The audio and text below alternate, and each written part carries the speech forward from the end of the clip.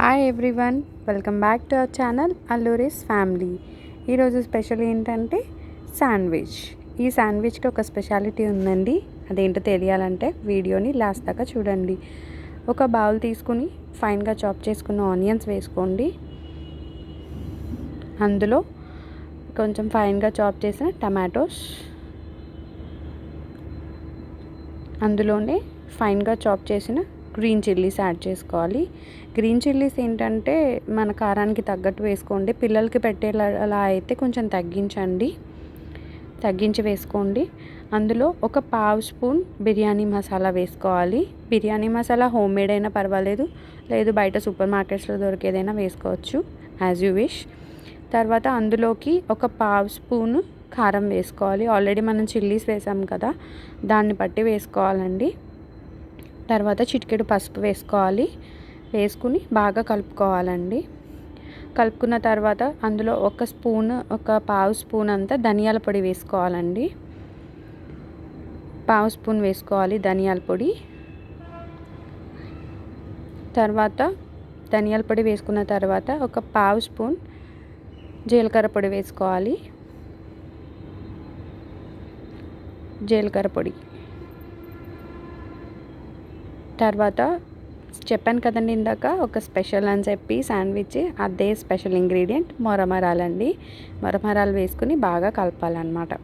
Sandwich అంటే అందరూ వెజ్జీస్తో చేసుకుంటారు, లేదంటే పొటాటోతో చేసుకుంటారు, ఒక్కొక్కలా చేసుకుంటారు కదా. కానీ మా ఇంట్లో ఇలా చేస్తారండి. ఇది మా మేనకోడలు చేసిన రెసిపీ అన్నమాట.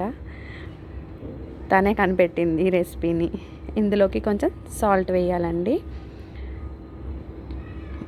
బాగా సాల్ట్ వేసి కలిపేసుకున్న తర్వాత ఎగ్లెస్ మైనీస్ తీసుకోవాలండి. ఎందుకంటే ఇది మనం వెజ్ చేస్తున్నాం కదా, సో అందుకని ఎగ్లెస్ మైనీస్ తీసుకుని ఒక 2 to 3 స్పూన్స్ అనుకోండి. అంటే ఎవరికి ఎంత ఇష్టం ఉంటే అంత వేసుకోండి.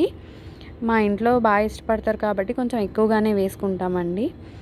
వేసుకుని బాగా కలుపుకోవాలి. మొత్తం అన్నీ కలిసేలాగా కలుపుకోవాలండి. కలిపేసుకుని పక్కన పెట్టుకోవాలి. తర్వాత బ్రెడ్ స్లైసెస్ తీసుకుని ఆ బ్రెడ్ స్లైసెస్ మీద, అది వైట్ బ్రెడ్ అయినా తీసుకోవచ్చు, లేదంటే బ్రౌన్ బ్రెడ్ అయినా తీసుకోవచ్చు. మేమైతే మిల్క్ బ్రెడ్ తీసుకున్నామండి.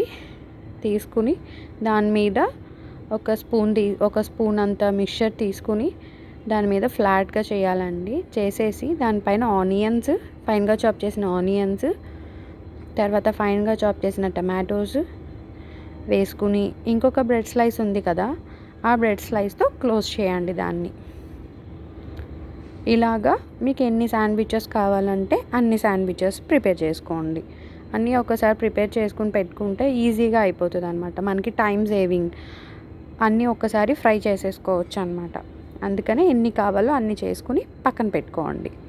తర్వాత ఒక ప్యాన్ తీసుకుని ఆ ప్యాన్ మీద ఈ శాండ్విచ్ని పెట్టండి. ఈ శాండ్విచ్ పెట్టిన తర్వాత పైనుంచి బటర్ కానీ లేదంటే గీ కానీ వేసుకోండి. మేమైతే గీ వేసుకున్నామండి.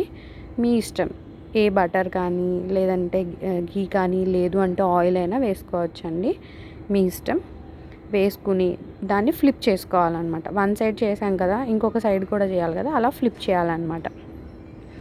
ఫ్లిప్ చేసి బాగా కాల్చుకోవాలి. బాగా ఫ్రై అయ్యేదాకా ఉంచాలి. చూసారా ఎంత బాగుందో శాండ్విచ్. చూస్తుంటేనే నోరు ఊరిపోతుంది కదా.